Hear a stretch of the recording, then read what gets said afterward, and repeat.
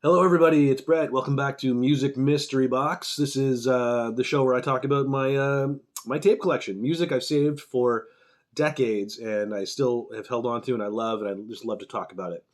Um, as I've mentioned before, this is not a history lesson. This is just my experiences, my personal recollection of these cassettes. Um, so, if you don't know me, I'm the singer of a glam metal band called Gelatin Skeleton. Uh, and I'm also an independent filmmaker. But that's all cool because it's good to see you guys here.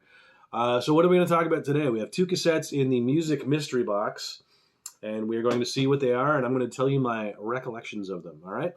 So let's see what we got first. Oh, I have a cassette here that doesn't have a tape case. Slaughter, Stick It To Ya. This came out in 1990. Self-produced by Dana Strum and Mark Slaughter, and hopefully I have the case somewhere. But this is this tape.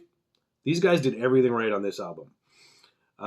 They, as you know, were former members of Vinnie Vincent Invasion, and they were putting it together. And they had a lot of press in their corner. Metal Edge magazine, which I talk about a lot, definitely had them in their corner. But when this album came out, the video came out. I saw it on Much Music, and it was directed by Michael Bay, and it was an amazing looking video. And the single was Up All Night, which was an amazing sounding song.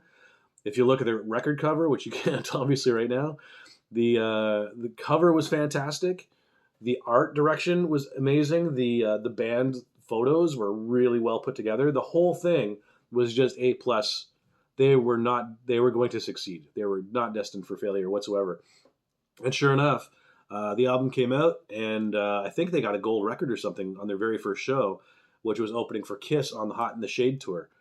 I saw Slaughter on the Hot in the Shade tour with Kiss, along with Winger. Fantastic shows. I remember it was October 18th, 1990. I bought a Slaughter shirt and a Winger shirt that day, which I wish I still had. Excuse me, I have a cold. What else can I tell you? Slaughter seemed to get all the tours that year, so that tells you they were doing, they were doing well enough that the other bands wanted them to support. I saw them open for, like I said, Kiss, Hot in the Shade. I'm pretty sure they came by opening for Cinderella, probably the Heartbreak Station tour, but correct me if I'm wrong if you were there. And they were there for a third show as well. It was, oh man, who was the third one? Cinderella, Kiss, and anyway, if you can think of what third tour they were on when they hit Ottawa, post it in the comments. But I saw them three times on that particular. It might have been Motley Crue. I think it might have been. Saw them three times on that on the Stick It To Ya tour, and it was a good show. I found they kind of milked not Mad About You. They milked Fly to the Angels a bit, but other than that, they were really good. At the time, girls used to say I looked like Dana Strum back in 1990. I don't know that I ever really did, but it didn't hurt. It didn't hurt when meeting the girls, I'll tell you that. By the way, I have a cold right now, and so I apologize for the hacking and all that stuff. And my voice is cracking a little bit. So anyway, that's Slaughter, Stick It To Ya. I love this album. Still a really good album.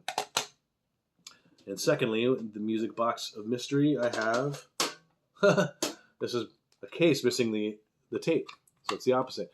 Sven Gali, the self-titled Sven Gali album. So this is a Canadian band. For those of you who don't know this album, this is an excellent album. It came out, I want to say 1990, but I could be wrong. I can't read that small, but I think it was 1990, and they were Canadian. It's very much a Skid Row sounding album. It reminds me a bit of the Slave to the Grind album.